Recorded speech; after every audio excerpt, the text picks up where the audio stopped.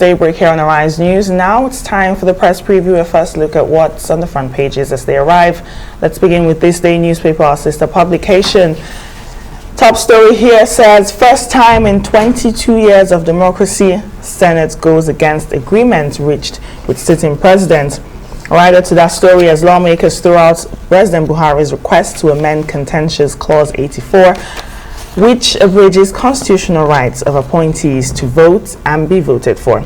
A leading photo here on the front page of this day captioned, honoring Emeka Anyoku at a public symposium. That's the Anambra State, former Anambra State Governor, Mr. Peter Obi, Governor-elect Chukwuma Soludo, and the incumbent Governor, Chief Willie Obiano, at the Nnamdi Azikiwe University, Oka. More headlines here on this day newspaper. Courts to hear federal government's extradition suit against Abba Kyari coming up March 23rd. Also, APC finally edges out Buni Akpan-Udehe, reorganizes convention sub-committees. And above the headmass of this day this morning, Umahi deputy appeal judgment as INEC awaits certified true copy. Now these are the headlines in the Nation newspaper. El Rufai, that's the governor in the northwestern Kaduna State. 19 APC governors endorsed Buni's removal. Many killed in bandits' attack on Deputy Governor's convoy. Senate refuses to amend the Electoral Act, and Abba Kyari's extradition suit for hearing March the 23rd. That's on page 3. All right, let's look at the Tribune, APC convention. Why the president removed Buni. This is coming from El Rufai, and you can get that on page 3. And just on the top mast there, Umahi appeals court judgment sacking him. NBA upbraids him over comments. And then just below where you have the picture of Buni and El Rufai, bandits kill soldiers, policemen in Kebbi, police spirit 200 bandits in Kaduna. And the Punch newspaper, Buni's lawyers, rebels colluded to procure judgment stopping convention. That's El Rufai speaking there. The leading photo here on the front of the Punch newspaper, petrol tanker explodes, Lagos filling station building burnt, and many homeless. Above the nameplate of the Punch this morning, electoral bill, Malami Amechi barred from primaries as Senate rejects Buhari's request. Airfare hikes, high looms over aviation fuel price as marketers predict 700 naira per litre. The Financial Times, President Volodymyr Zelensky accuses Russians of hospital atrocity and plea for world's assistance. All right, international papers now. Putin bombs children's hospital. If you can get that, Putin bombs children's hospital. I mean, that's a horrible thing to do, really.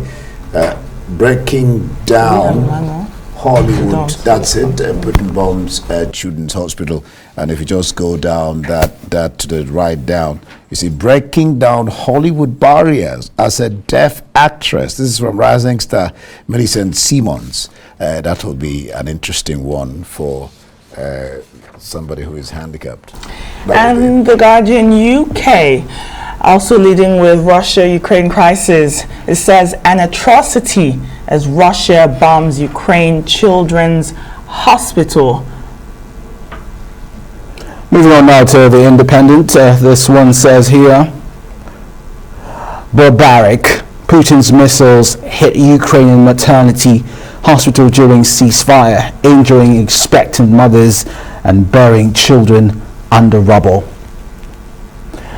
And of course, we've got some update. We heard earlier from the mayor in that city, Zhytomyr. There was another Russian bombardment on 2 hospitals there, but the mayor, you heard him earlier saying, "Thank God, no one lost their lives, but some people had been injured." And now here we are. earlier, the President Volodymyr Zelensky, that's the Ukrainian president, spoke with UK broadcaster Sky News, making his appeal again, asking for a no-fly zone over Ukraine. But the NATO and the West are refusing to yield to that request. Well, earlier Poland offered MiG-29s. Now those jets can be flown by Ukrainian pilots, but the US doesn't want to interfere in the war going on in Ukraine, and they've turned down the request to have those jets flown to the Ramstein base in Germany. Now the question is, which way forward? All right, for the press preview, let's bring in Emmanuel Bello. As it stands now, the APC, they have zoned, their various north, south, southwest, all of them, where the chairmanship is going to come from and all that. But here you have why Buhari removed Buni. This is from El Rufai. What do you make of that talk? I mean, there's been many talks, even some saying that he's not gone yet, he's still coming back, and then some reports this morning saying that they're planning to, topple the convention or stop the convention. What's your sense? Well, good morning. Those international stories really getting on my nerves this morning. I really don't know how to. Normally, I smile when I start this segment, but honestly, very sad story. Well, I'm sure we're coming to that to look at what's happening in Ukraine. Yes, but back home here, we're seeing a consolidation. Yesterday, this day reporting that the new helmsman that's taken over, taking charge, and he's doing miracles. He's actually practically doing what the former leadership cannot do in just in all the time that he has. Simply, which is to set up the committees and to set the stage for a convention. But what Governor Bello has done is to show that, look, it's not rocket science, and that it can be done. And because it was almost an embarrassing, shameful situation for the APC, seeing the PDP getting its own acts very well together late last year, without too much of a ruffle, getting a national chairman in the person of Professor Ayu. So it was a problem to the APC, and now more revelations coming out to show how Buni was trying, the governor of Yobe State couldn't just get his act together and trying to even scuttle the convention. But now the dates seem to be sacrosanct, from what the Governor El-Rufai said yesterday, widely reported in all the newspaper, that look, this date is here, and there are signs that everything has been done right now to set the convention in motion and to have a convention. The new leadership is sworn in all the state chairmen of the party. That's very, very fundamental, because you need this chairman to rally up their states to this convention. And then yesterday, you have those committees, a very prone down list of the committees, beautifully done. And it's also an indication of the fact that he is taking center stage, because you didn't see the name of either the Yobe State governor or even the national secretary on those lists. What you have is a pruned list, a very effective list, like Governor Bello said it. Too many people were in the last list, and well, they are all needed, but that this is the kind of list, the kind of people you'll be needing to push forward a very successful convention. So barring last minute changes, and apart from the other, in other reporting, you hear some people still talking about those who are not on board, on the Bello's board, but with 19 governors backing the new leadership of the APC, it's difficult to say why this convention will not hold on the 26th.